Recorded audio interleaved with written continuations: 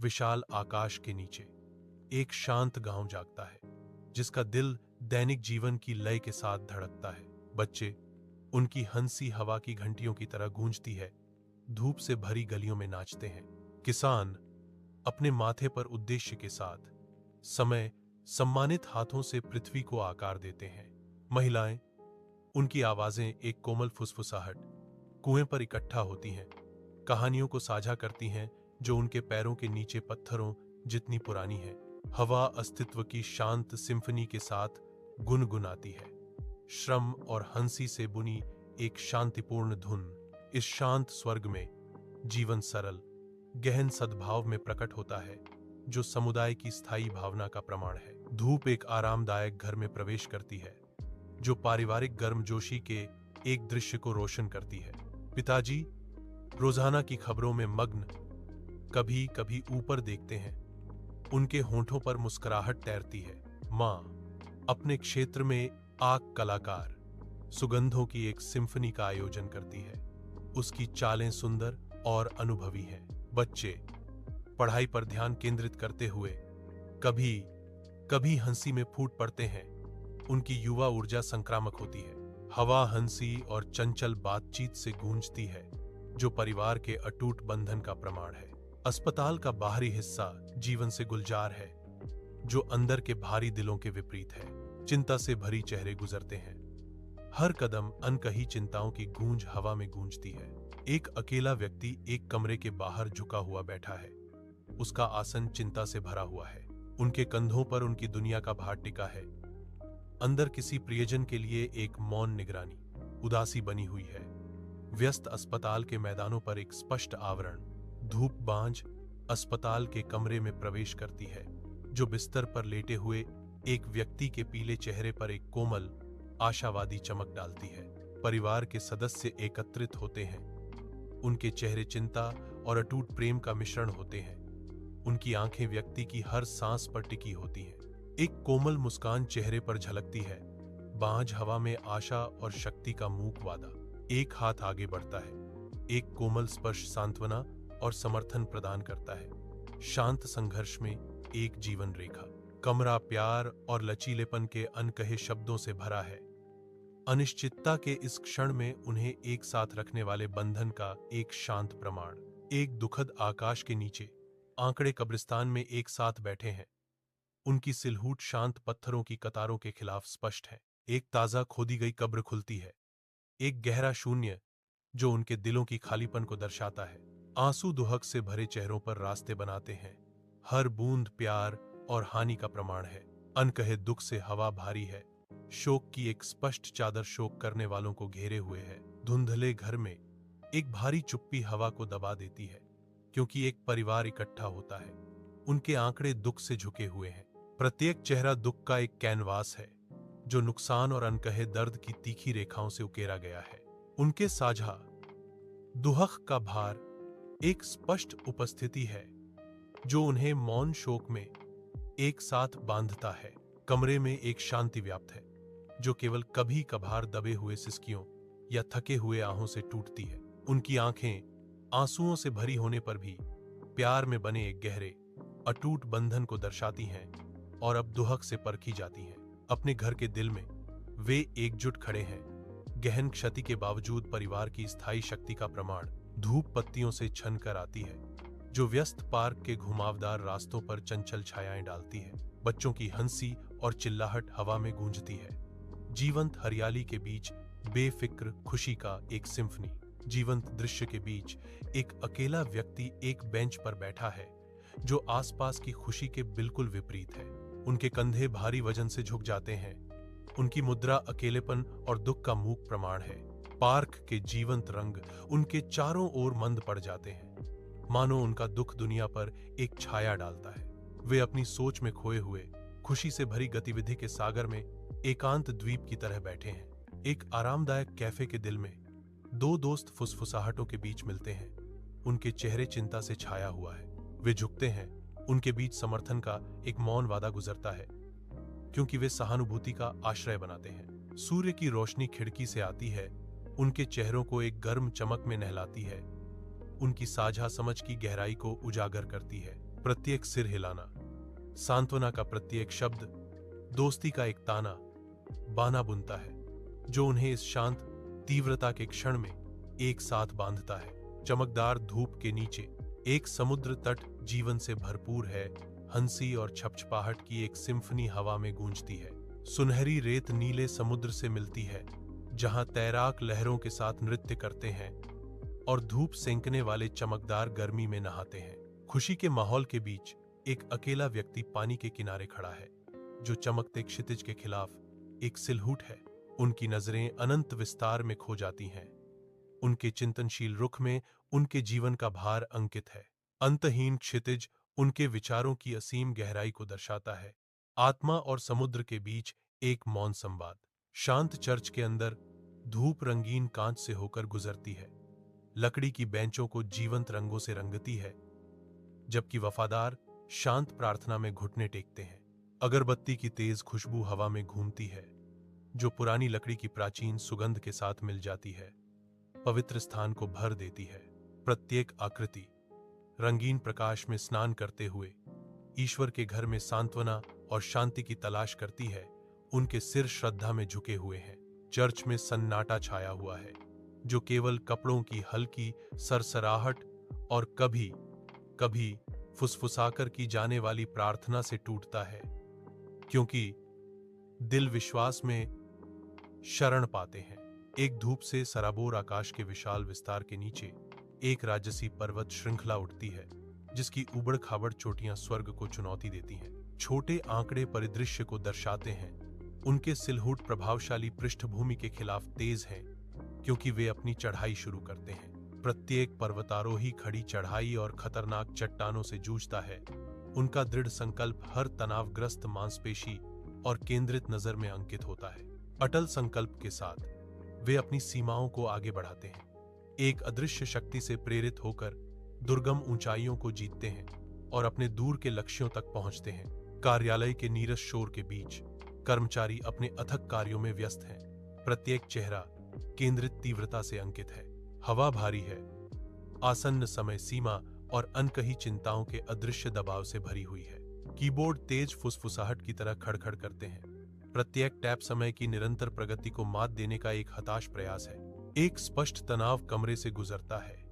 हर व्यक्ति को एक शांत साझा संघर्ष में उनके कार्य केंद्र से बांधता है। अपेक्षा का भार नीचे दबाता है।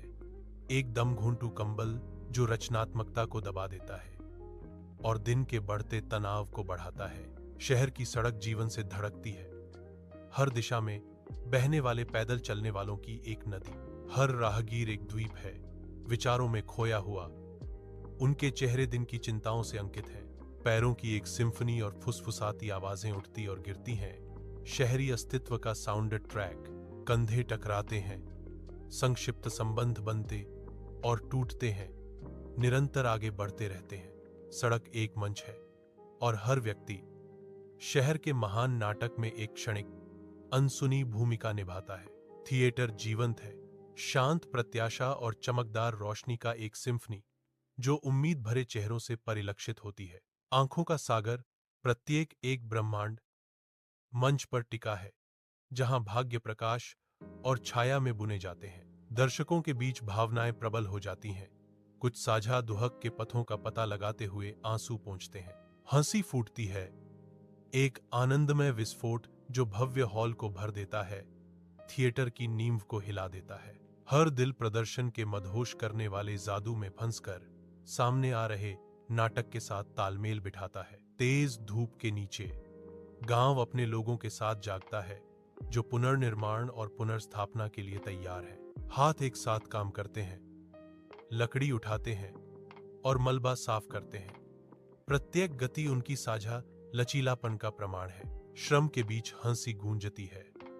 आशा की एक धुन हवा में बुनी जाती है क्योंकि पड़ोसी पड़ोसियों की सहायता करते हैं। बच्चे वयस्कों के बीच दौड़ते हैं। उनकी मासूम ऊर्जा नवीनीकरण की सामूहिक भावना को बढ़ावा देती है। साझा भोजन की सुगंध खुली दरवाजों से आती है जो इस सामुदायिक प्रयास में शरीर और आत्मा दोनों को पोषण देती है। जैसे जैसे दिन ढलता है, गांव एकता और अटूट दृढ़ संकल्प के प्रतीक में ईंट से ईंट करके बदल जाता है। गर्म रोशनी कमरे में फैलती है क्योंकि परिवार इकट्ठा होता है। उनकी हंसी परिचित स्थान में गूंजती है। प्रत्येक चेहरा एक साझा इतिहास को दर्शाता है, जो लड़ी गई लड़ाइयों और एक साथ मनाए गए जीत के निशान से अंकित है। अनकहे समझ से हवा चटकती है, जीवन की चुनौतियों की कसौटी में बने अटूट बंधन का प्रमाण। उनकी एकता में शांति की गहरी भावना बस जाती है, एक शांत स्वीकृति कि वे एक साथ किसी भी चीज पर विजय प्राप्त कर सकते हैं। सुनहरी धूप में नहाया हुआ एक जीवंत घास का मैदान फैला हुआ है, जो मां सुअर और उसके 3 चंचल सुअरों पर्सी, पिप्पा और पीटर का घर है। मम्मा सुअर प्यार से अपने बच्चों को करीब लाती है। हवा में एक कड़वा मीठा पल लटका हुआ है। एक कोमल लेकिन दृढ़ स्वर में मां सुअर घोषणा करती हैं, वह समय आ गया है जब आपको अपने घर बनाने होंगे और दुनिया में अपना रास्ता बनाना होगा। मां सुअर की आंखों में आंसू आ जाते हैं क्योंकि वह अपने बच्चों को प्रस्थान की तैयारी करते हुए देखती है। 3 छोटे सुअरों ने अपनी मां को अलविदा कहा और धूप से सराबोर सड़क पर अपनी यात्रा शुरू की, दुनिया का सामना करने के लिए तैयार। चमकदार दिन के नीचे पर्सी, पिप्पा और पीटर व्यस्त सड़क पर टहलते हैं। उनकी परछाइयां उनके पीछे चल रही हैं। सोने के पुआल से लदी एक गाड़ी पर्सी की नजर में आती है, जो नई शुरुआत का वादा करती है। पर्सी उस आदमी के पास जाता है, उसकी आंखों में एक आशावादी चमक, एक असामान्य अनुरोध करने के लिए तैयार। मैं आपके तिनके का उपयोग घर बनाने के लिए करना चाहता हूं, पर्सी कहता है। उसकी आवाज उत्साह से भरी हुई है। आदमी पर्सी के प्रस्ताव पर विचार करता है। हल्की हवा में पुआल धीरे से सरसराहट करता है। आदमी जवाब देता है, मैं सहमत हूं। उसके सरल शब्द एक अप्रत्याशित निर्माण के लिए मंच तैयार करते हैं। चिलचिलाती धूप में पिप्पा एक धूल भरी सड़क पर चलती है। उसकी आंखें दृढ़ संकल्प के साथ आसपास का सर्वेक्षण करती हैं। वह एक आदमी को देखती है जो लकड़ी से लदी एक गाड़ी खींच रहा है। खुरदरी लकड़ी तेज रोशनी में लंबी छाया डाल रही है। पिप्पा उसके पास जाती है। उसकी आवाज साफ और दृढ़ है, मुझे अपना घर बनाने के लिए लकड़ी चाहिए। आदमी रुक जाता है। उसकी निगाहें उसकी निगाहों से मिलती हैं। उनके बीच एक मौन स्वीकृति होती है। वह धीरे धीरे सिर हिलाता है। अकेला शब्द हवा में धूप में नाचते धूल के कणों की तरह लटका हुआ है। हाँ, दिन की तेज रोशनी में एक सौदा तय होता है। लकड़ी से एक नए घर का वादा उभरता है। उज्जवल दिन के नीचे पीटर एक गाड़ी के पास जाता है जो मजबूत ईंटों से भरी हुई है। प्रत्येक एक ताकत का वादा करती है। ठेले के पीछे खड़ा आदमी मुस्कुराता है, गर्व से अपना सामान पेश करता है। हवा में ईंटों की खुरदरी बनावट महसूस होती है। पीटर की आंखें दृढ़ संकल्प से चमकती हैं क्योंकि वह अपने भविष्य के घर की कल्पना करता है। मैं इन ईंटों से अपना घर बनाऊंगा, वह घोषणा करता है। ईंटें संभावना से गुंजरित होती प्रतीत होती हैं, जो पीटर के सपनों की नींव बनाने के लिए तैयार है। सुबह के सूरज के नीचे एक बड़ा भूखा भेड़िया पर्सी के नाजुक तिनके के घर के पास आता है। उसकी छाया भयावह रूप से मंडरा रही है। वह रुक जाता है। हवा को लालच से सूंघते हुए उसकी नाक छिद्र भड़क उठते हैं। उसकी आंखें दुर्भावनापूर्ण इरादे से चमकती हैं। एक दुष्ट मुस्कुराहट उसके होंठों पर घूमती है क्योंकि वह पर्सी के विनम्र निवास का सर्वेक्षण करता है। हर सांस के साथ प्रत्याशा बढ़ती है। भेड़िए की आवाज झूठी मिठास से टपकती है जब वह चिल्लाता है, छोटे सुअर, मुझे अंदर आने दो। तिनके की दीवारों के भीतर से एक भयभीत इनकार गूंजता है, नहीं, नहीं, नहीं। भेड़िए का धैर्य टूट जाता है। उसका लहजा धमकी भरा हो जाता है। तो मैं फुफकारूंगा और मैं फुफकारूंगा और मैं तुम्हारा घर उड़ा दूंगा। शांत सुबह की रोशनी में पर्सी पिप्पा के विनम्र लकड़ी के घर की ओर दौड़ता है। उसकी सांस ठंडी हवा में धुंधली हो रही है। एक मंडराता हुआ साया शांत निवास पर पड़ता है क्योंकि भेड़िया चुपके से संपर्क करता है। उसकी आंखें चालाकी से चमकती हैं। भेड़िए की डरावनी आवाज शांति को भंग कर देती है। पेड़ों में गूंजती है, छोटे सुअरों, मुझे अंदर आने दो। लकड़ी की दीवारों के अंदर से डर से चीखों का एक कोरस उठता है। नहीं, नहीं।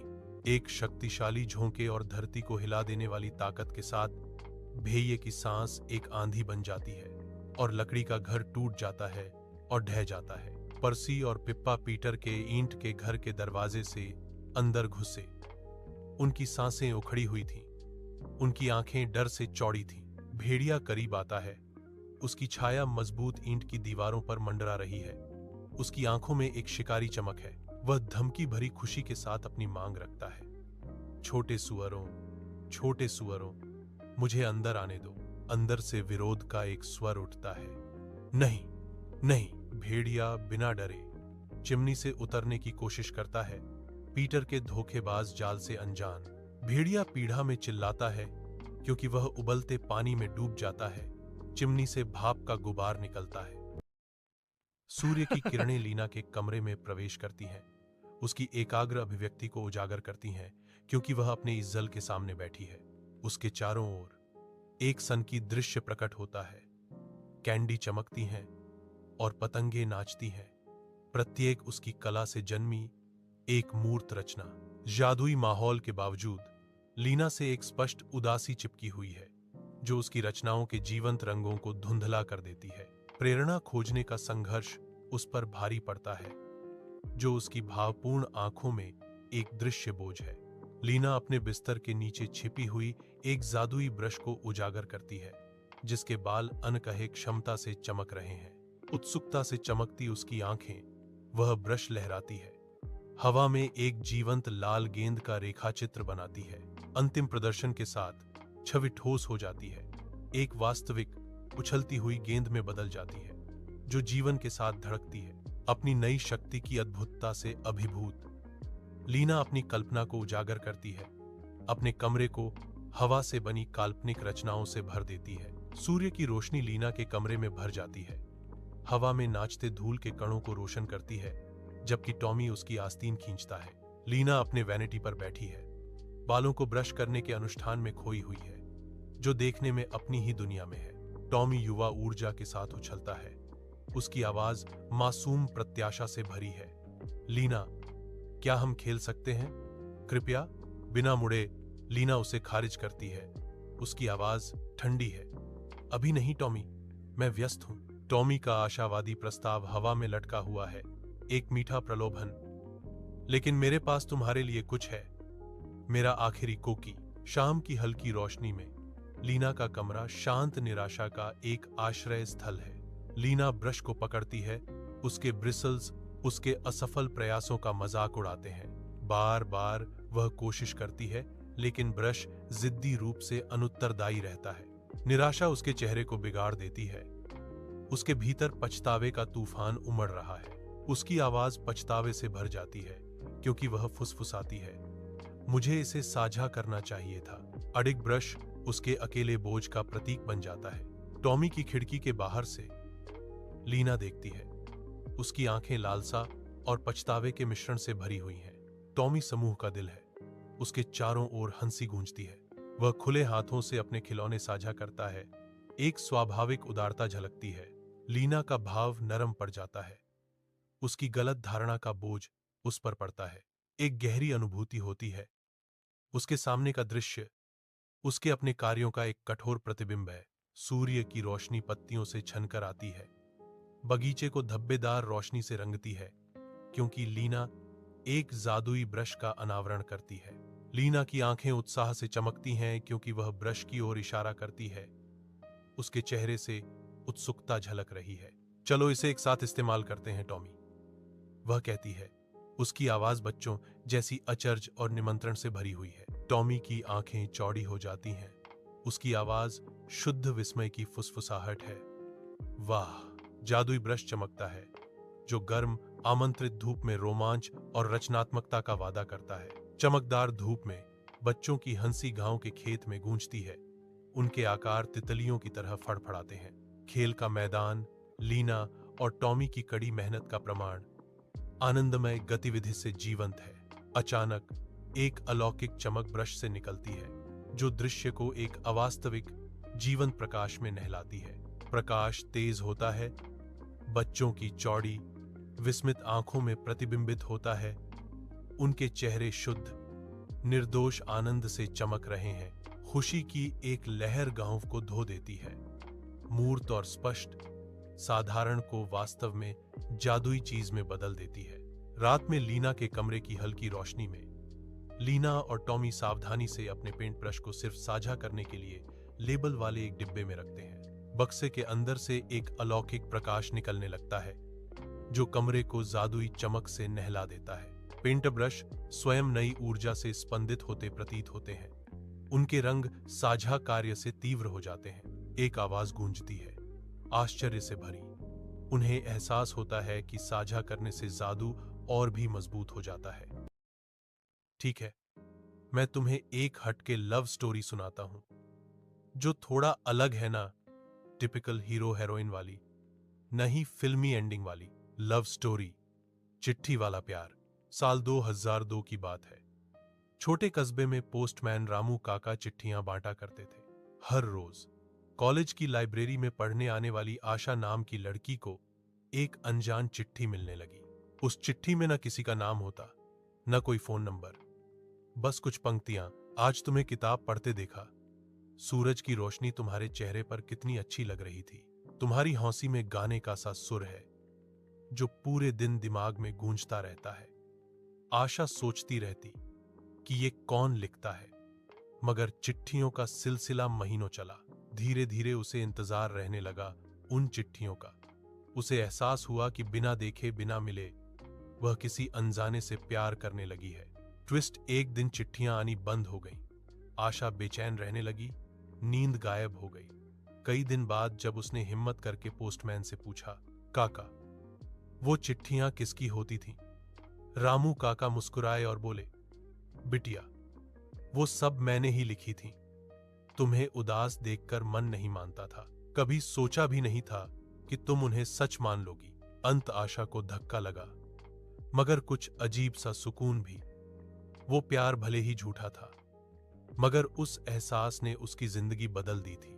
उस दिन उसे समझ आया, कभी प्यार इंसान से नहीं, एहसास से हो जाता है। क्या चाहोगे मैं इसे और आगे बढ़ाकर एक लंबी कहानी, उपन्यास स्टाइल बना दूं?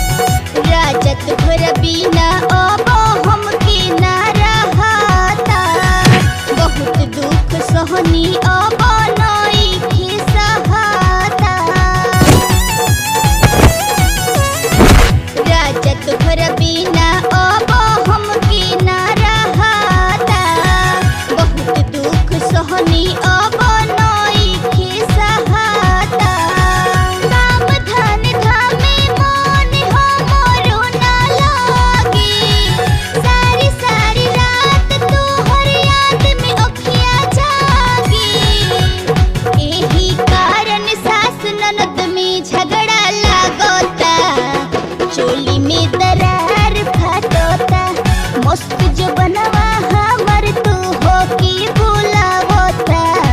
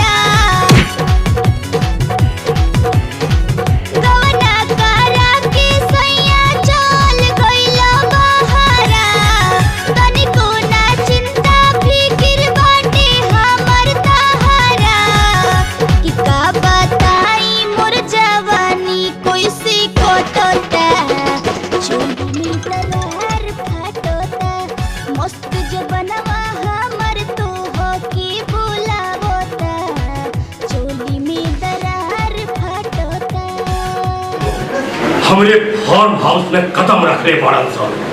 पकड़ के रखिए साले के, हम अभी आवतानी। का भाई विधायक जी? जब गीदड़ के मौत आवेला शार की ओर भागेला, और जब इंसान की मौत आवेला विधायक की फार्म हाउस में घुसेला।